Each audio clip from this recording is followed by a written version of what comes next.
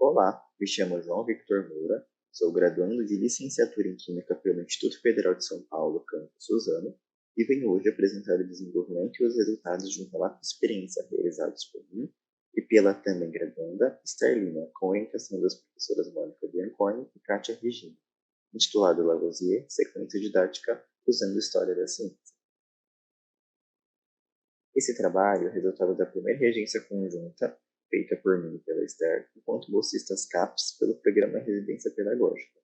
Esse que tem por objetivo, segundo a própria CAPES, fomentar o aperfeiçoamento da formação de professores em cursos de licenciatura através do aprofundamento da formação teórico-prática.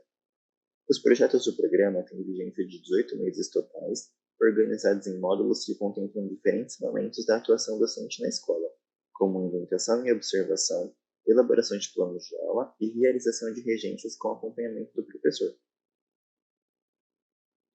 A escolha do referencial teórico foi feita através dos resultados obtidos das etapas iniciais do programa, onde uma das atividades realizadas pelos residentes foi o mapeamento da escola, através da aplicação de um questionário aos alunos, visando compreender quais ações os residentes poderiam tomar para trazer resultados positivos para a escola.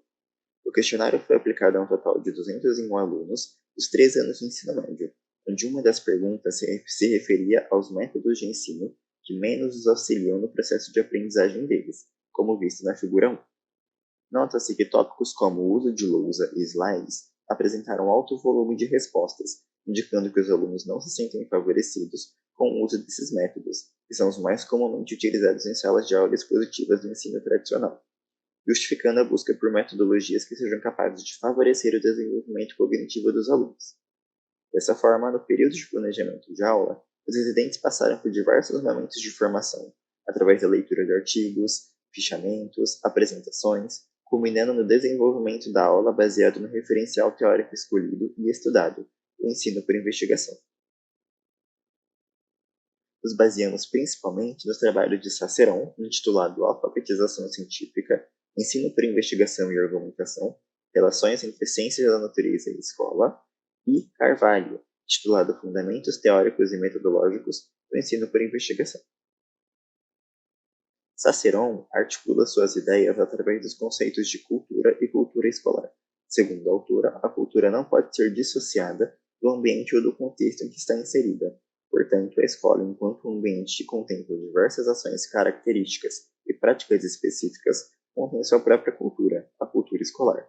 Porém, as disciplinas com as quais os alunos têm contato, assim como a escola, reúnem práticas específicas na construção de seu conhecimento e possuem também uma cultura própria, que não são consideradas pela escola. Então, a escola acaba transmitindo os conhecimentos de forma que se relacionem apenas com o espaço e com a cultura escolar. Pensando por esse viés, a alternativa de considerarmos as características próprias da ciência em sala de aula, contemplar em aula aquilo definido como cultura científica, que tem como objetivo incorporar as práticas da cultura científica à cultura escolar, construindo o que a autora chama de cultura científica escolar. Já os conceitos de Carvalho destacam a importância de fornecer liberdade intelectual aos alunos em metodologias de ensino por investigação. A autora, então, define grau de liberdade intelectual dado aos alunos em aulas que utilizam desse método. Como exemplo, podemos verificar a tabela de grau de liberdade em atividades investigativas que utilizam de textos de história da ciência, a abordagem escolhida para a realização do nosso trabalho. A primeira coluna representa as etapas da aula investigativa, que podem ser protagonizadas pelos alunos, em A maiúsculo, ou pelo professor, em P maiúsculo. O grau 1 representa o ensino diretivo, onde o professor apresenta e define as problemáticas da aula e o passo a passo para solucioná-las, restando aos estudantes apenas a coleta de dados, estes que acabam por se preocupar apenas em obter dados corretos e não vivenciam um processo de construção da aprendizagem. O grau 2 representa ainda o ensino diretivo, mas com os professores mais flexíveis, incluindo discussões das propostas e do plano de trabalho com os estudantes. O grau 3 já representa o ensino por investigação, onde haverá discussões referentes às propostas com os professores, mas os estudantes serão os protagonistas no desenvolvimento do seu próprio plano de trabalho. O grau 4 e 5 dizem respeito a metodologias investigativas aplicadas em turmas mais maduras e acostumadas com o processo, visto que praticamente todas as etapas serão direcionadas pelos próprios estudantes.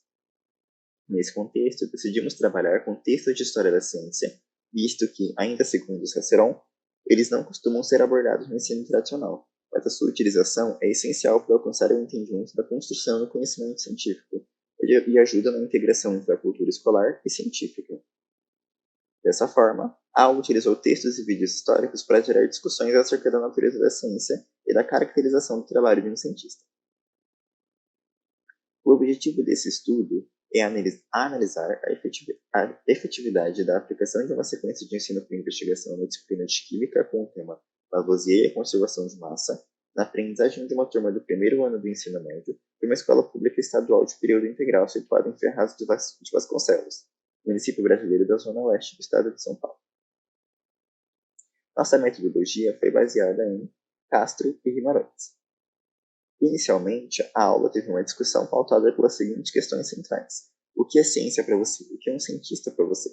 Os estudantes apresentaram suas percepções de ciências e cientistas, e logo após, os estudantes receberam um texto adaptado de Castro e Guimarães sobre a Revolução e a queda da coroa francesa, dando destaque especial às atuações de Lavoisier contra o povo, quanto cobrador de impostos do rei, e atribuindo a ele o adjetivo de charlatão. Logo após a leitura, os estudantes fizeram uma rápida pesquisa sobre a vida e obra de Lavoisier, percebendo que o mesmo é considerado o pai da química moderna devido aos seus feitos, e diversos adjetivos positivos associados a ele. Eles, então, associaram suas percepções iniciais de cientista com as informações obtidas através do texto, da pesquisa e de discussões mediadas pelos residentes, levantando hipóteses e ideias sobre os motivos das descrições serem tão diferentes, mesmo se referindo à mesma pessoa. Em seguida, os estudantes assistiram um trecho do documentário E igual mc², a grande ideia de Einstein, DVD lançado pela Scientific American em 2010, onde são demonstrados os longos e árduos processos que Lavoisier realizou durante seus estudos e se esclarece toda a ajuda e auxílio que recebeu de sua esposa ao longo dos anos. Para finalizar o momento de discussão sobre a natureza da ciência, os residentes mediaram uma discussão sobre a construção histórica da imagem da ciência enquanto algo inacessível, reservado para gênios de grande saber. Por fim, os estudantes fizeram uma breve atividade, onde descreveram suas conclusões sobre todo o conteúdo abordado. Resultados de discussão. No primeiro momento, a aula seria pautada em comunicação. Após a leitura, o intuito era ouvir e discutir as percepções dos estudantes de ciência para contrapô-las com a imagem de Lavoisier vista no texto. Mas não houve um alto volume de interações dos estudantes. A duração da discussão acabou reduzida devido à falta de participação da turma.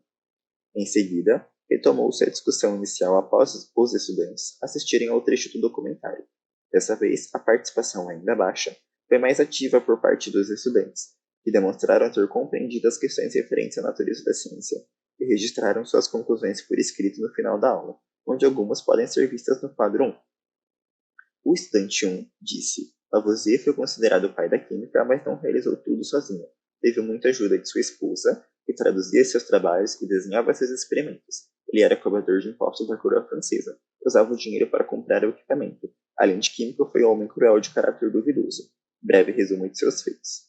O estudante 2 disse: Aprendemos que a ciência é algo construído. Lavoisier não era uma pessoa boa e usava o dinheiro dos impostos para pagar por seus experimentos. Quase a totalidade dos estudantes mencionaram a importância da esposa de Lavoisier em seus trabalhos e reconhecem que, sem sua participação, o cientista não teria o reconhecimento que atingiu. Além disso, muitos mencionam o caráter duvidoso da imagem de Lavoisier, que cobrava impostos para a coroa francesa e se demonstrava inflexível quanto a metodologias que não se baseassem em coletas de dados quantitativos e cálculos precisos. As produções textuais dos estudantes mostraram que, apesar da sua baixa participação nas discussões e debates verbais, houve entendimento por parte deles do conteúdo proposto, mas o grau de liberdade intelectual previsto para a aula não foi totalmente atingido, visto que os estudantes não aproveitaram a liberdade a qual a metodologia se propõe. O ensino por investigação demonstrou ser uma abordagem promissora na obtenção de um processo educativo significativo. O uso de aspectos da cultura científica em sala realmente trouxe interesse por parte dos estudantes para com conteúdos e atividades propostas. Entretanto, é importante salientar que, de início, houve por parte dos estudantes resistência em participar da aula e assumir o papel de protagonismo. Os resultados indicam que, para o uso mais efetivo dessa metodologia, é necessário que a turma se habitue com seu uso e se habitue, principalmente, à possibilidade de errar e tentar novamente. Obrigado.